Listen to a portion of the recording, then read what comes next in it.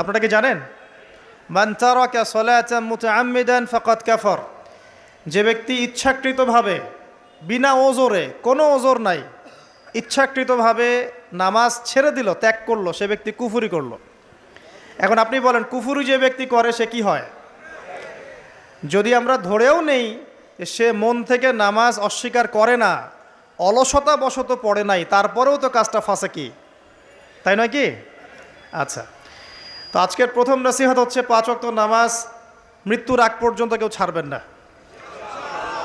আমার সাথে ওয়াদা করেন যে ইনশাআল্লাহ আগামী যতদিন বেঁচে থাকব 5 ওয়াক্ত নামাজ জামাতে পড়ার চেষ্টা করব, যদি জামাত না পাই একা পড়ার চেষ্টা করব। আল্লাহ পাক তৌফিক দান করুন, আমিন।